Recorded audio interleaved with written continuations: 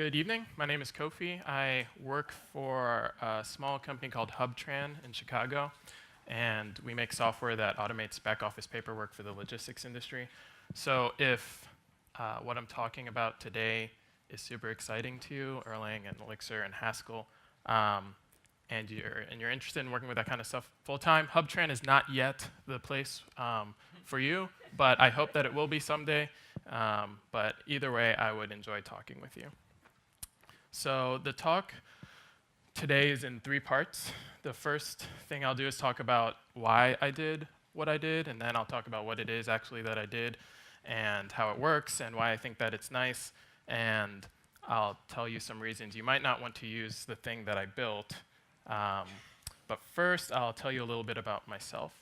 And the first thing that you ought to know is that I'm not an Elixir developer. I've written maybe 10 lines of Elixir before, and I'm also not an Erlang developer.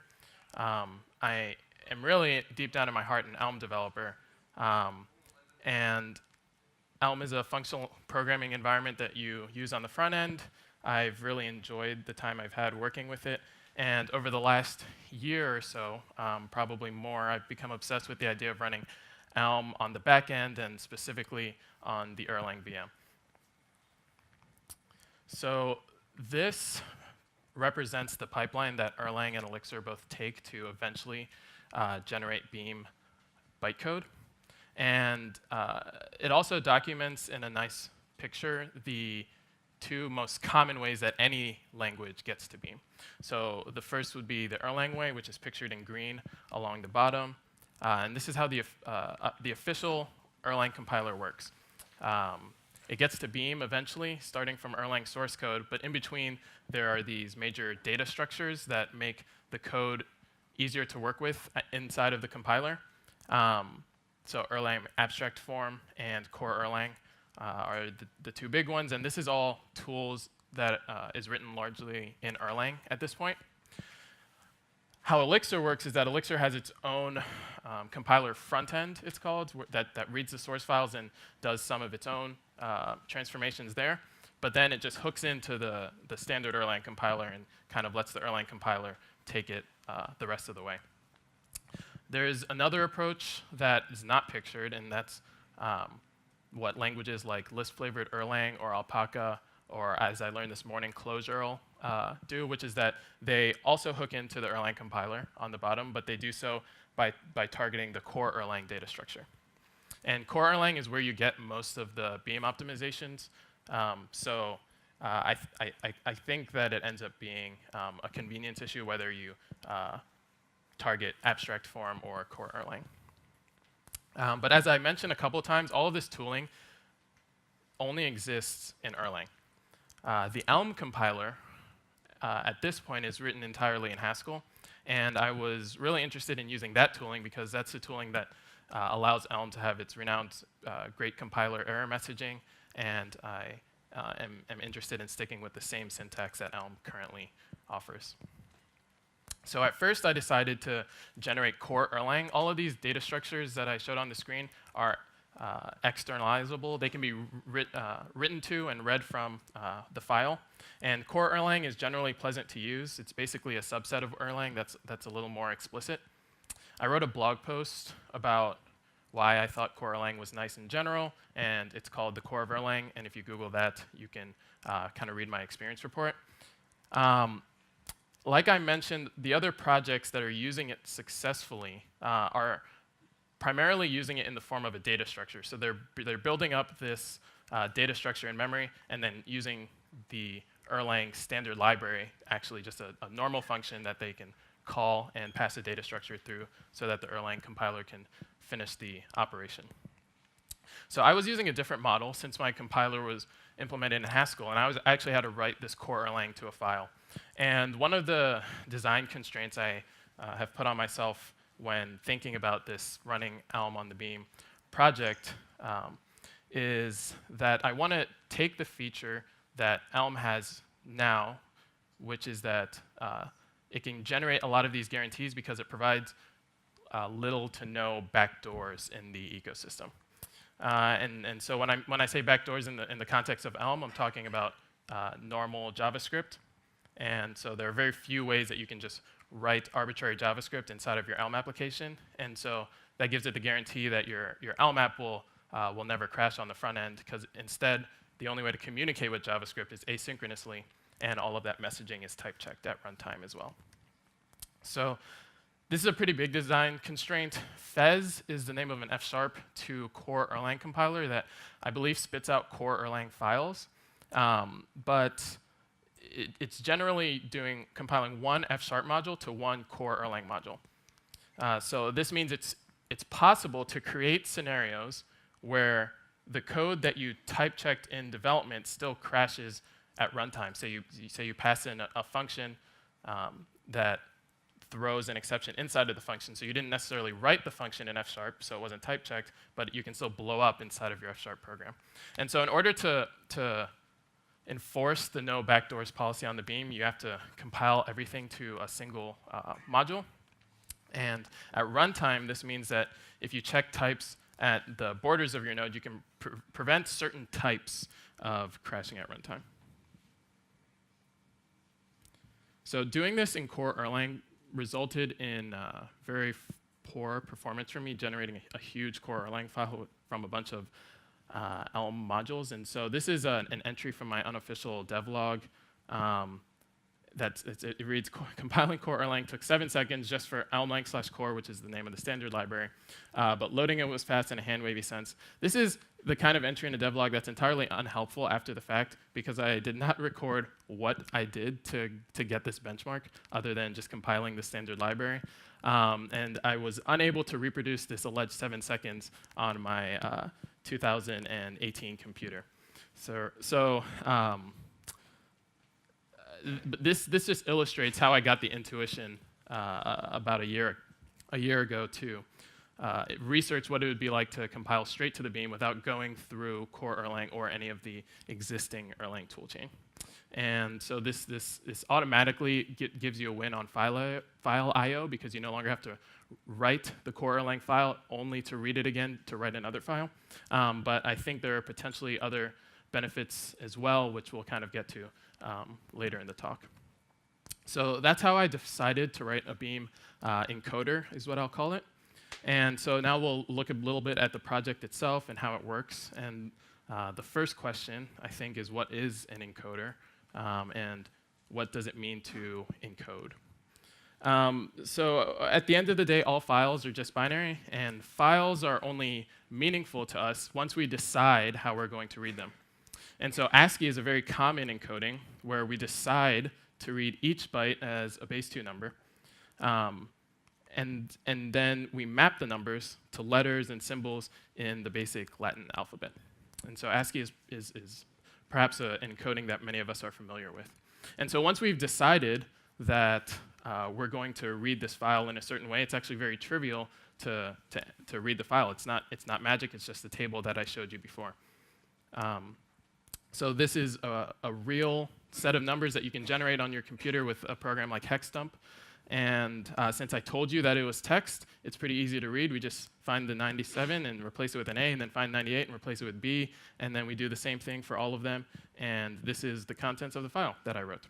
And so the key to this is that you're only able to read it or to understand the file because you understood how the encoding worked.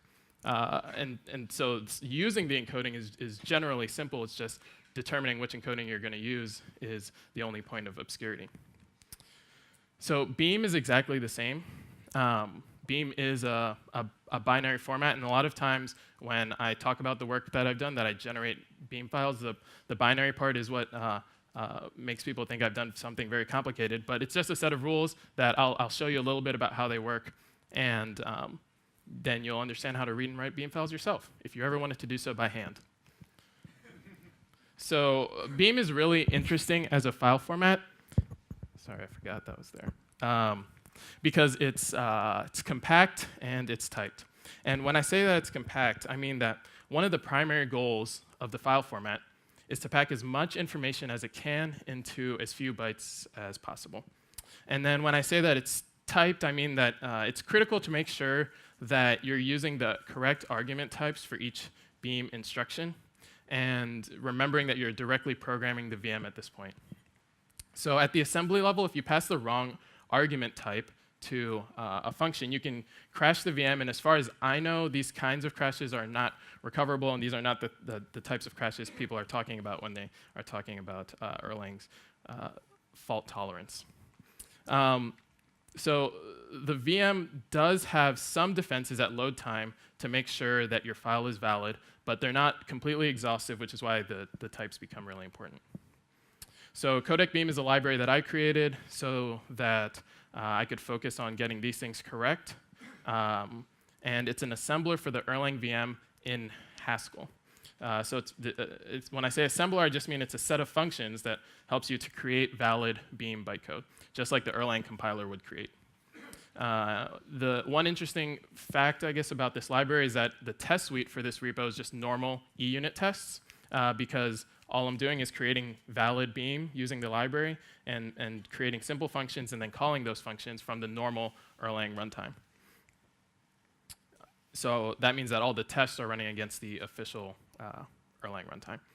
So on GitHub, there's a fairly detailed example where I implement a small language from scratch, and that should give you a good feel about how to use the library if you're interested in doing so from your Haskell project. And so from here, the talk mainly focuses on the internals of the library. The last preface is that there are quite a few excellent resources about understanding the Beam file format, but this one I found particularly helpful because it's very visual. So I wanted to recommend it. It gives kind of a 10,000-mile view of how the file format and the VM interact with each other. So let's look at how the official Erlang compiler generates Beam for this simple function, which just takes no arguments and always returns 1. And so we'll highlight some of the stuff that my library is keeping track of on your behalf. And this is a section in the actual Beam that would be created from the official Erlang compiler. And so we'll walk through how each of these bytes work, but the first thing to do is just to take a deep breath, because remember, all binary is just, or all files are just binary at the end of the day, and so these bytes are no more special than the ASCII file we looked at earlier. So there are 5 VM instructions kind of hidden in that one simple function. And so I've rearranged the bytes so that each instruction is on its own line. And you can start to see that VM instructions each have arguments. And so the first instruction has 1 argument. The second instruction has 3 arguments, and so on and so forth. Each of these instructions has a human name in the Erlang source code. The label instruction is the one that takes 1 argument. And a label in Beam just saying something starts here. And so in this case, it's a function saying this is where the function f starts. Funcinfo takes 3 arguments. So we'll jump in at that last argument to funcinfo, because funcinfo is a pretty nice example because it takes so many arguments. And when you define a function in Erlang, it's always referenced by the module name, the function name, and the arity. And the 3 arguments of funcinfo represent the same 3 terms. And so the arity you can see on the far right is 0. Module name and function name are atoms. And so where do 18 and 66 come from? And so I mentioned earlier that Beam strives to be very compact. And the Beam file format does everything it can to pack information densely. So this is 18 in binary. The VM reads this particular byte right to left. So it starts with the first 3, I guess they're not digits, the first 3 zeros or ones. And 0, 1, 0 means that we're reading an atom. And then it jumps to the first 4, and the first 4 bits say that we're looking at the first atom in the atom table. And so the VM doesn't pack the atom itself into each instruction. It instead references the atom in one table so that you don't pay for the cost of however long your atom is every time you need to use that atom. So if we look up the first atom in our atom table, we'll find that it's M, which is the name of this module that I implemented. So Beam is actually reading, the byte 18 is actually just the module name for the atom M, and we can fill in the other atoms and data types accordingly. And so this is the real instruction set that you would get if you use ErlC-S or +2 ASM to compile your Erlang source code, which generates this pseudo assembly format. And this slide is what it's like to use the library that I wrote. So this is a list in Haskell that is just calling 5 Haskell functions. And this is valid Haskell that would compile, and once you add this tag on the top, then that line on the top is now calling the function in code from my library, making sure to export the function f inside the module m, and this is how you would generate a Beam file from Haskell. If you care about the details, encode returns a lazy byte string, so it's kind of like a stream of Beam binary that you're getting out of that. So what does this library help you do? The first thing, and the thing that I'm most proud of, is that the library is actually helping you learn Beam. So this isn't very much of a custom DSL. As you can see, there was a one-for-one correspondence with the functions that I've written in Haskell to their equivalent instructions in Beam. And there are very few concepts, in fact, that are custom to codec-beam. So if you're using the library, you're learning to program the VM directly, and you're learning those rules for the encoding. The main technical goal for the library is to keep track of the bookkeeping. So the binary munging that we talked through, and the indexing into the atom table, and there are a bunch of other tables for literals and imported functions and exported functions. You use these all as if you had access to them inside the function, and then the library is the one managing the tables on your behalf. And these are all features that you would typically get from the Erlang compiler. So I've essentially re-implemented a small slice of the Erlang compiler in Haskell. So apart from my own dreams of bringing Elm to the Erlang VM, Haskell has a very vibrant community of compiler authors, or aspiring compiler authors, depending on how you look at it. And I'm really excited to see how codec-beam can help bring Haskell programmers into the Erlang ecosystem. So finally, codec-beam aims to provide a type-safe description for all of the Beam instructions. So I'll show you 2 examples from the code that we just saw. The first being label, which takes a label type and returns an operation, and then funcinfo, which has 2 arguments but also returns the same type of operation, which is how you can put them in a list or any other data structure. Mixing and matching these types is bad and can crash your VM, as I know because I crashed my VM multiple times, but now you don't have to worry about it because it's all type checked inside of Haskell. And you can't accidentally pass maybe an arity, which you do need in funcinfo, to the first instruction. So for those who do know Haskell, the library also includes some type classes that let you get the one-to-one correspondence without having to wrap all of the types for maybe some more custom, or maybe less common, I should say, Beam instructions. So I can't take any credit for documenting the types that each of these instructions use. The Beam book was a phenomenal resource, and if this is at all interesting, or the Beam in general is interesting to anyone that hasn't heard of the Beam book, I'd strongly, strongly recommend it. Great, so that's why I wrote a Beam encoder and what the library is doing for you. So now let's chat a bit about when it makes sense to not use it or to use it.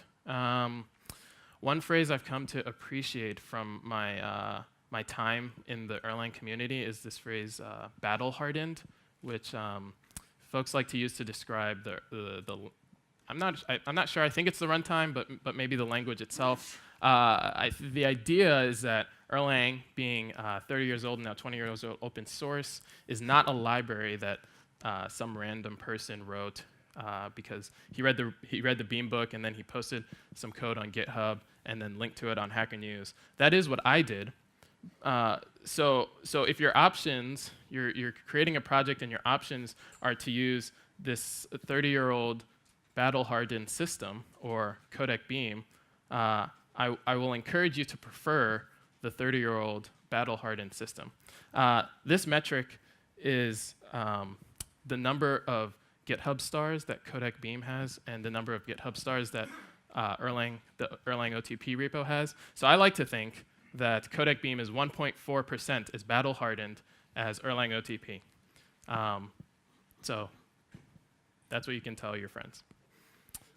The other major reason that you might not want to go outside the Erlang official toolchain is because the Erlang compiler does provide a number of clever optimizations, none of which are within the scope of just generating the valid beam.